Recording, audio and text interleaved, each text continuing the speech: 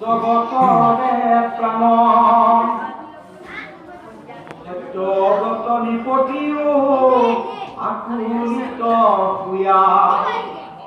এদিনে প্ৰণামিলা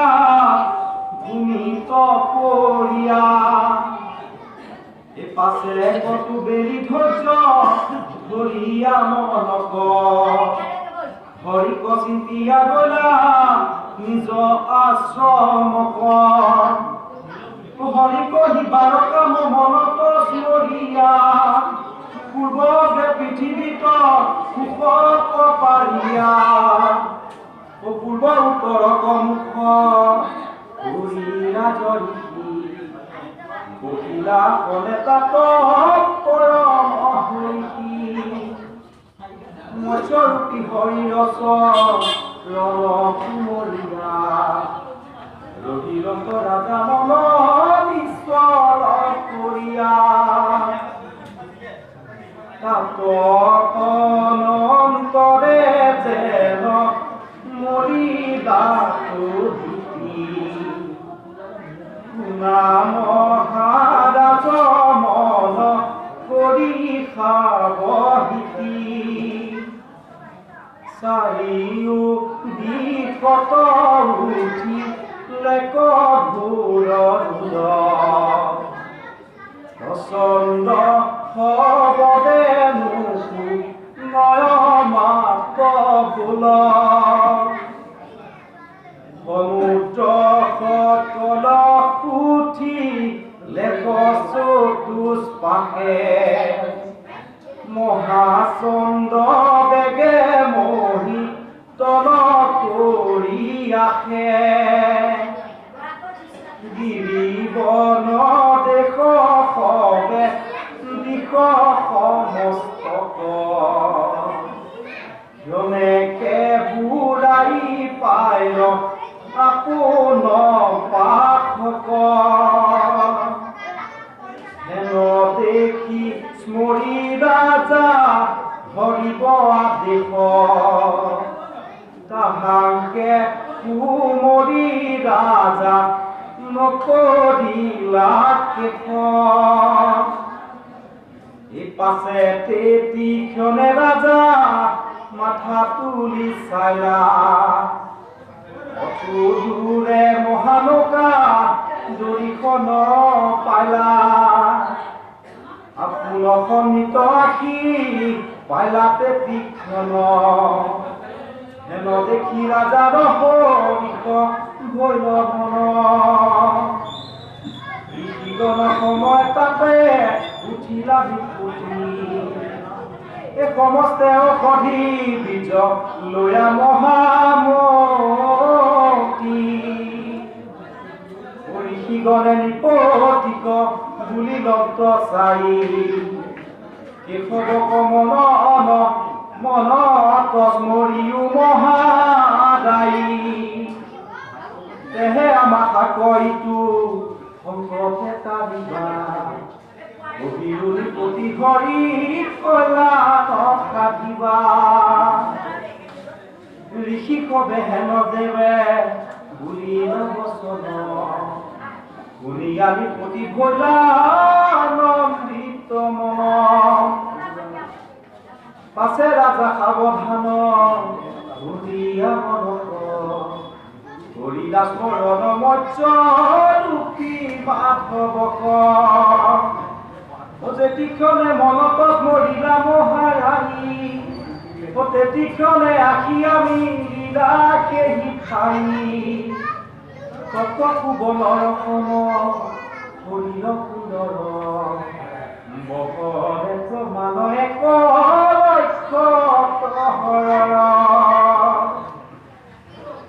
উমেৰুৰ সমান শৃংগ ৰথাকে পৃষ্ঠিত দেখিয়া সন্তুষ্ট ভৈলা ৰাজা মনক সৰ্পৰাজ বাসুকীয়া শিলাকেহি থান সদা ভয়ংকৰ ৰূপ পৰ্বত সমান যেন মতে পূজে আদে ভগৱন্ত এহিমতে বাসুকি কজৰি কৰিলন্ত মৎস্য দুটি হৰিৰ পৃষ্ঠৰ কণ্ঠকত বান্ধিলত নাম ৰাজা নন্দে মনত পাছে কৰ জোৰে ভগৱন্ত কন মিলা গদ গদ বাকে তুতি কৰিবে লাগিলা শুকনি গদতি ৰাজা অভিমন্যুত ইটো অৱতাৰৰ চৰিত্ৰ অদভূত নৃপতিৰ স্তুত ব্ৰত কহিবু পাছত ইহাৰ যুগুতি শুনি উপজে নমত কেহুজনে বোলে মহা প্ৰলয় বিলীন সত্যব্ৰত ৰাজা যত হৰিত দেখিল নুহিকয় সিটো বাক্য শুনা মহাশয় তোমাৰ আগত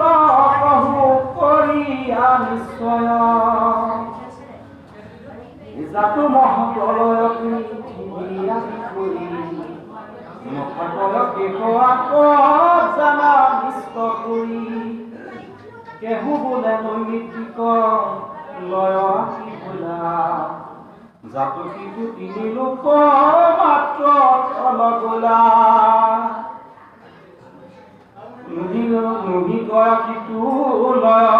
সুনামদ গতি গহি কুটুমাত তাৰ যুগতি সম্প্ৰতি যাব শত বৰ্ষ আদি কৰি ব্যতিৰে এই সপ্তম দিনতে কেনে প্ৰলয় হৈবে আৰু এক যুগতি শুনিও মহাশয় চাক্ষু সমনুৰ কালে মিলিলা প্ৰলয় ও তাতে মৎস্য ৰূপকত লীলা দেৱ হৰি সত্যব্ৰত ৰাজাক ৰাখিলা লীলা কৰি ইহ বচন হবে বিৰোধ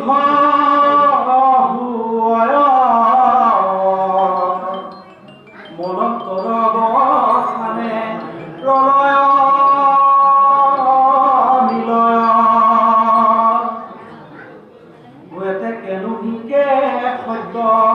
একোৱে প্ৰলয় হেলয় যুগুতি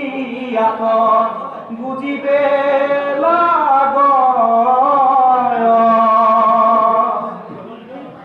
সত্যব্ৰত ৰাজা কবি দেখ মহা জ্ঞান বুঢ়া গৰখে দেখা লন্ত বিদ্যমান যেন ইটো হৈব চত মনুৰ কালত দেখাই না প্ৰলয় মাক দেয়ৰ আগত কেহি মতে দেখি লন্ত সত্যব্ৰত ৰাহি বহি নৃপতি মই তোমাক বুজাই আবেষ্টুত কহু ৰাজা সুনাম কৰি যাহাৰ শ্ৰৱণে ঘূৰ সংসাৰ কতুৰি এই প্ৰলয় সমুদ্ৰ তৰা লন্ত যে নকৰি মুখাদত সেহি মতে কাবিলত হৰি সত্যব্ৰতে হি অৰ্থে কৰিয়া নিশ্চয়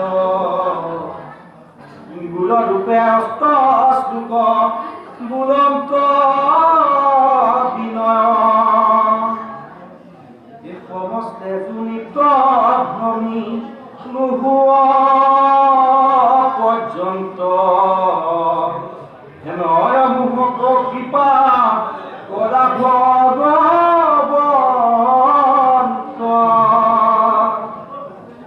আপুনি আখিয়া মুখ দিলা দৰিখন এই চিন্তি ললা ৰাজা সজল নয়ন মুকুতিৰ পাছে কৰিয়া প্ৰাৰ্থনা প্ৰেমে গত গত বাণী বুলিলা চনা শুনি উপ প্ৰভু ইটো জীৱগণ যত অনাপ্ৰিয় বিদ্যা জ্ঞান কৰিলে কহত এতে একে সংসাৰ ৰচনে ভুলন্ত আতুৰ কহিবু দুখ যত পাবয় প্ৰচুৰ এহেলয় জীৱক যিটো অনুগ্ৰহ কৰি আপোনাৰ স্বৰূপ জানে দেৱ হৰি হেন তুমি গুৰু ভূঞা পৰম ঈশ্বৰ অহংকাৰ গ্ৰন্থি বেদ কৰা হৃদয় কৰিও প্ৰদান মুখ্য পদ পুনৰ তোমাৰ চৰণে হেৰা কৰো নমস্কাৰ বুলিবা বৈৰাগ্য বিনে নাহিকে মুকুতি বুলিও প্ৰভু কহু ইহাৰ যুগুতি তজু পদে সেৱা পেকে বৈৰাগ্য বিনয় এনজাৰি সেৱা মুখ দিও কৃপাময় মানৱত লোকৰ ধন জানয় নিজ কৰ্মে বলি ভূঞা সংসাৰে ভ্ৰময় দুখক আশায়ে কৰে দুখ কৰ্ম মাত্ৰ দুখৰ নিশ্চয় নুহি একো কৰ্ম পাত্ৰ হেনয় জনদ সুখ ইচ্ছা সমস্তয় যাহাদ সেৱাত নাশ সমূলে কৰয় সেহি হৰি মুখ দুষ্ট গ্ৰন্থিক বিনাশী মৰণ তোক অনুগ্ৰহ বৈৰাগ্য